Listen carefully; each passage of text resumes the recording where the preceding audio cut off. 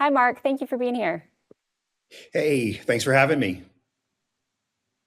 So tell us a little bit about PCS software. You guys have been in the transportation management space for quite a while. How is your platform evolving, and what do you guys have going on at PCS software?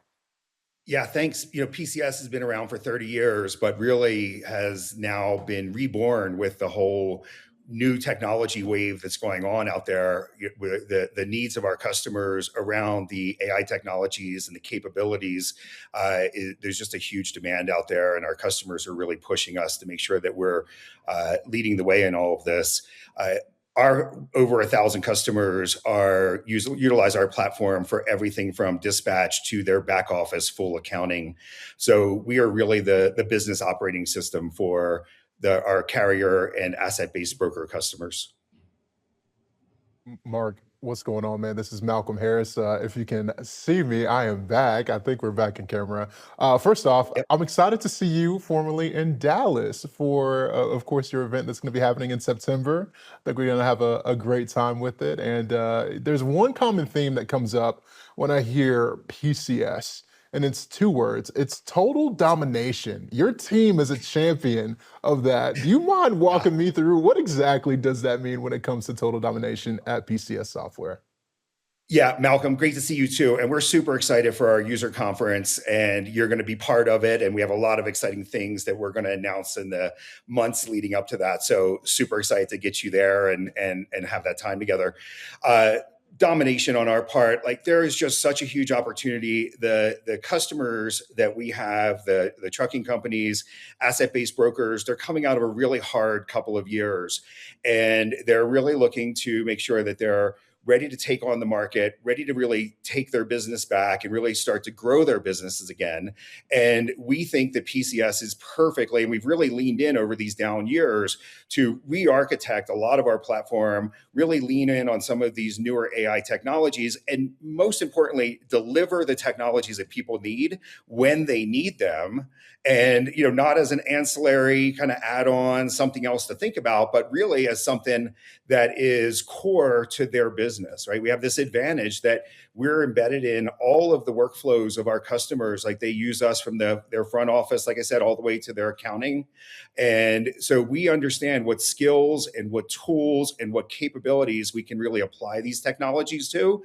And we're well underway with that. We announced that and won Best in Show at F3 last year for Cortex. The rollout of that has been going just spectacularly. And so we're seeing a lot of demand for that AI-enabled TMS capability where we can really, help these organizations run a better business. Mark, can you give us an example of when Cortex has been implemented and used in sort of the best case, best outcome use case study of a really successful implementation and some examples of the success there? Yeah, Julie, for sure. There's a few things during the last upturn or up market that freight saw. One of the things that we observed amongst our customers was they just got too busy to make great decisions, right? There's too much data, there's too much demand, right? Which is a totally different story than a year ago, but that's how life is in a cyclical market. So what we hear from our customers is help us make surface better decisions more quickly to us. And what that really means is those customers that can find profit points embedded in their operations, then they really benefit from the upmarket more readily, right? And so we're in that position to do that. So a couple of great examples. We want to help our customers identify and sort through the large amount of freight opportunities that are available to them out there. So we have a new tool in Cortex called Opportunity Manager, which weighs and ranks and understands exactly all of the opportunities coming into an organization and helps them surface that freight, which is best for their organization. And there's a big distinction, right? It's really easy to do with rules and say, hey, if this, then that. But what AI really delivers to us is an ability to make decisions on changing circumstances. where are your assets? What are the availability of your assets? What does the totality of the market look like? So we're now able to really help surface those things for customers so that they can start to make better decisions on the freight that they choose. That allows them to be more profitable. That allows them to have better asset utilization, really, and even go so far as take better care of their drivers by, kind of factoring all of that into how they select and choose which freight they're going to run. I love that. I've been talking about that a lot at Sonar lately, that in this market, the most important thing that our customers and your customers can do is make informed, smart, tender acceptance decisions. Accept freight that you know you can make money on, or that you have assets available to pick up without leaving money on the table, or without using your capacity on lower paying freight when other capacity is available. So I love hearing that, and I think it makes so much sense. And having AI be able to kind of help with that data and make those decisions on the fly also, I imagine, opens up a huge margin opportunity for brokers, as trying to catch that gap, or the change in the market is really where margin is made for brokers. So that is incredibly cool. Can you tell us a little bit about some of your other products as well? I know you have a dispatch manager, you touched on load opportunity manager, I think you have a backhaul booster and some other things like that. Can you give us some examples of what those tools do, and then some results some of your customers are seeing? Yes, absolutely. We're very focused on how the dispatcher's job is going to look in 2027 and beyond, and making sure that we're delivering tools for them. We really see a paradigm shift happening across all of the operations of a trucking company, but really on the front office and dispatch, and how they go and make decisions. As an example, our dispatch platform now has a feature called Dispatch Assist. What we're really doing is, at the very outset, using AI tools, using the data that's kind of historical in the environment, as well as the external data that's available to us. We're really setting up for a better plan and then execute across the fleet.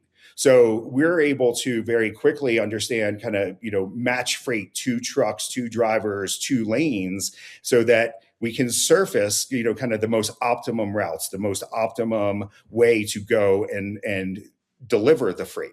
So we have this entire capability around Dispatch Assist, where the system serves up a planning capability that really takes into account a ton of different ever-evolving data sources. So as you start to get your best possible freight in from Opportunity Manager, now all of a sudden, in the plan and optimize stage for a dispatch office, you can really drive into what is the right truck, what's the right driver, and where is it going, and I can plan all of that out ahead of time, so I get to maximize my utilization and adhere to the needs and rules that I have across my entire fleet. Our goal with this is really, like you mentioned, getting better freight, but also getting more profit. And we really see that, the carriers that are benefiting from this are seeing much better asset utilization, right? We don't want to see empty miles. We want to see better asset management. We don't want to see trucks that are down. We want to see them operating and on the highway. And we want to just see better and better driver retention and satisfaction, because no one has time to go and replace drivers, or have drivers that are unhappy with the organization. So we really think it's kind of a triad of those three things. And so our products like Dispatch Assist and Backhaul Boost really help them find the best loads, and then plan and optimize the entire fleet around those loads. So it's really kind of a new paradigm and a game changer for fleets that are adopting it. Yeah, you've made some really amazing points. You're making me wish that when I was in trucking operations, we had something like this.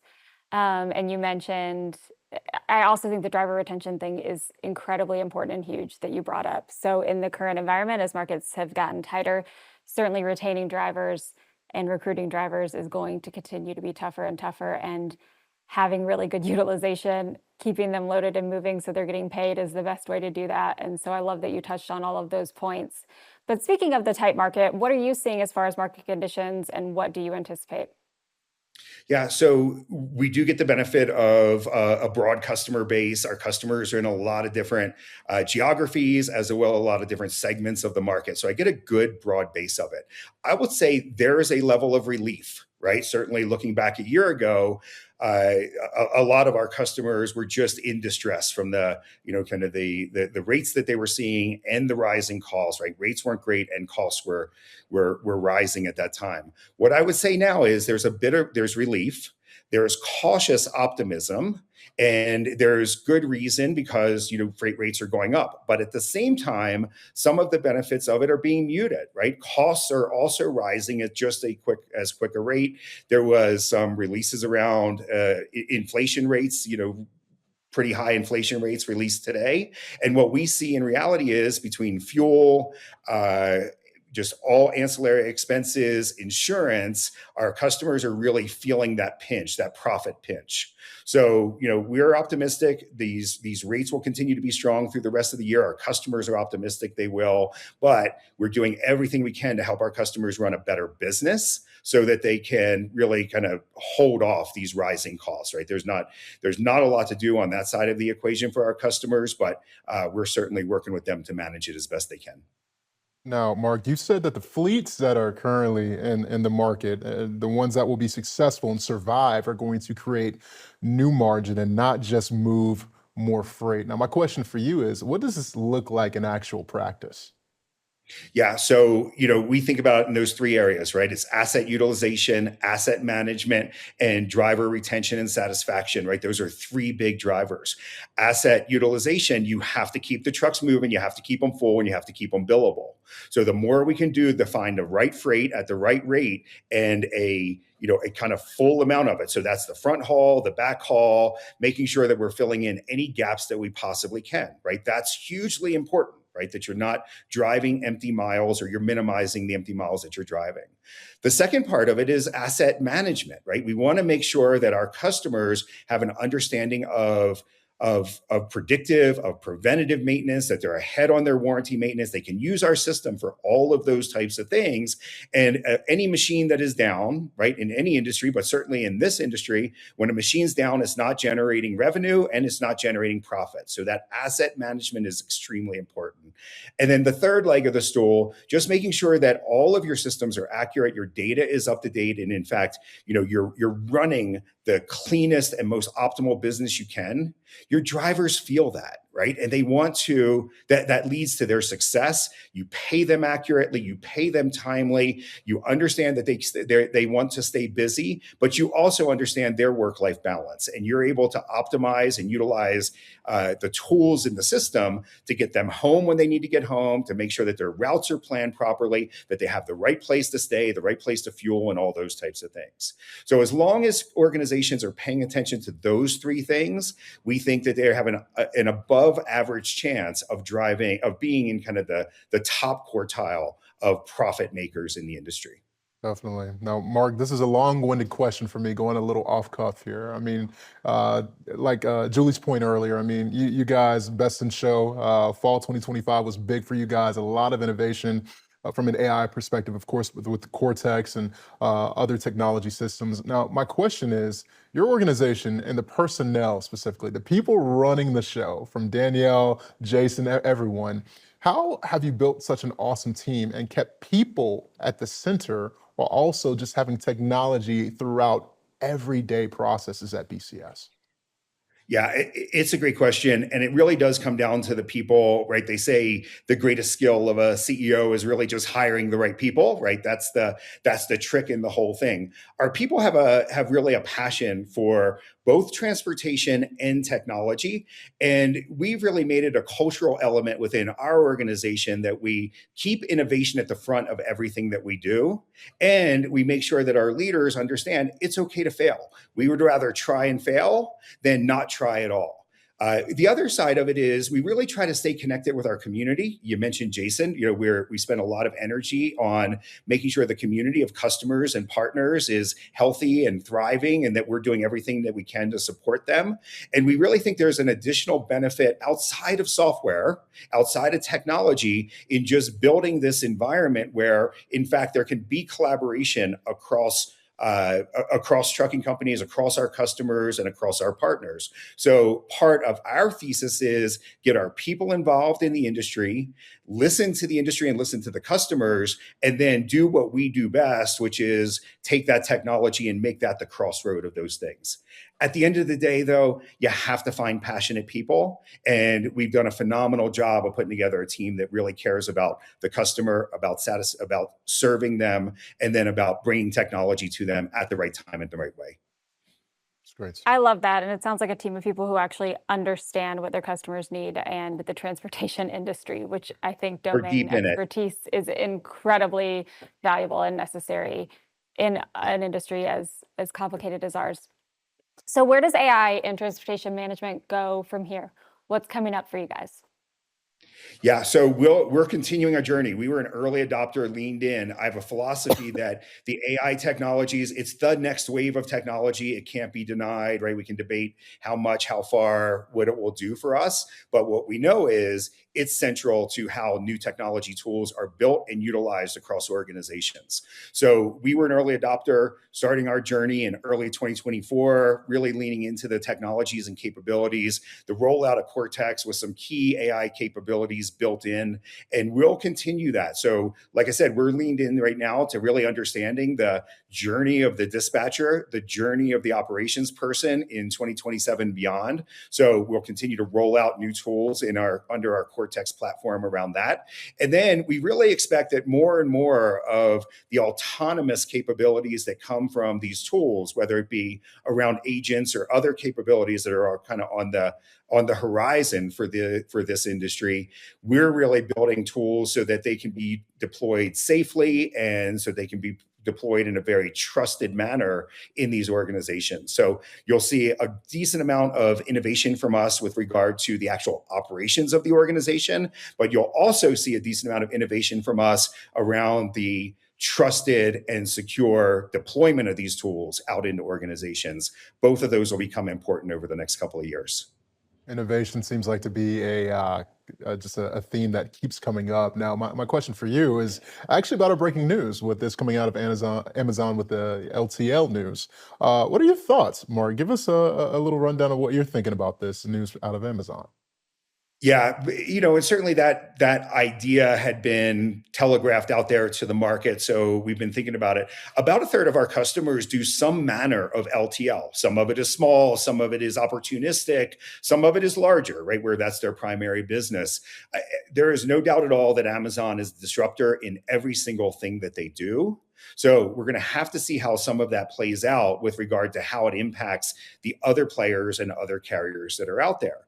But one of the things that Amazon does for any part of the industry, whether it was AWS, whether it was their retail business, any of those things, it really drove the rest of the industry to raise their performance and really dig deeper into, kind of how to use technology to run a better business. One of the things they're good at, one of the things I've heard for years about Amazon is they always had a philosophy that said, hey, if I'm going to do something repetitively, if I'm going to do it today and tomorrow and the next day, automate it. That was their kind of their catchphrase and their go-to. And that's a wonderful thing for all of our customers to think about, right? You don't know when the good times are going to end, so that the more that you can possibly do to make sure that more and more of your operations are automated and that you really understand operationally you're running the best business you can, that puts you in the best position to compete, should that be necessary, the best position to partner with Amazon, should that be necessary.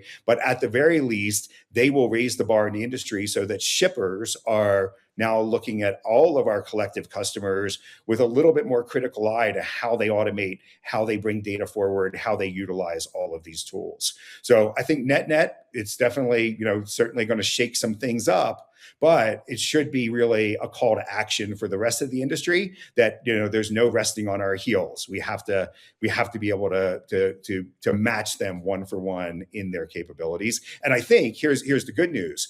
10 years ago, these technologies were not available. They weren't accessible to the small and mid-sized transportation company. Today, they are.